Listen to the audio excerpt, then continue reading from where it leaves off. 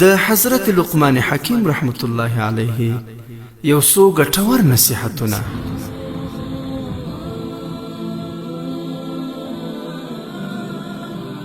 د ګټې او زیان لپاره خپل عزت له منځه مه وړه.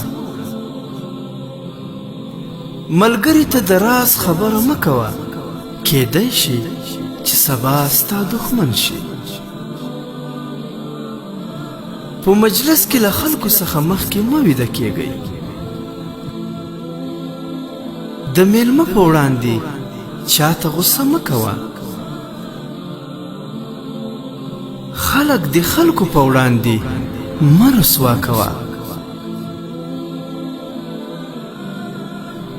بې ځایه وینا کوونکی او لوی کوونکی مه اوسه.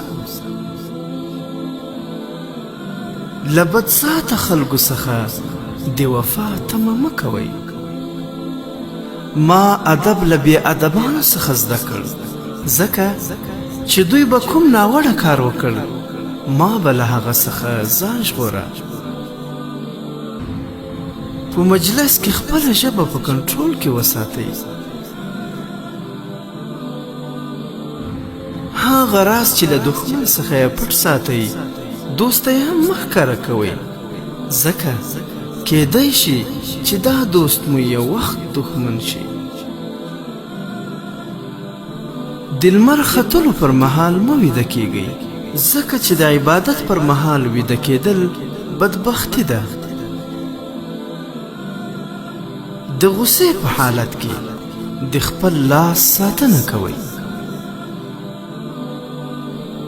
که عزت غواړې، تمه غوڅه کړه له هغه څه چې د خلکو په لاس کې، او په هغه څه چې خدای جل جلاله درکړي راضي اوسه.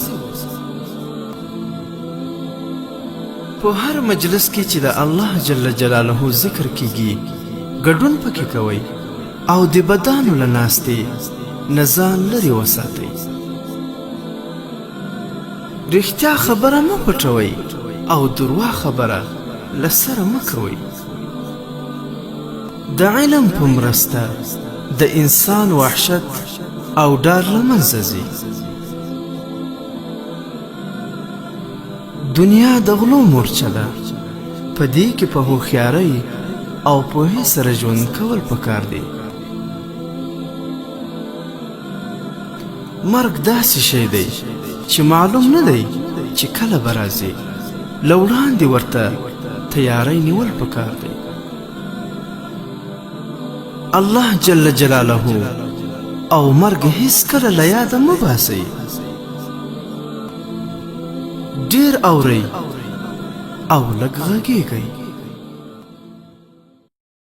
قدرمنو اوریدونکو، زموږ د فیسبوک پاڼه حکایات مصنوي شریف د ثواب په خاطر در سره لایک او شیر کړئ.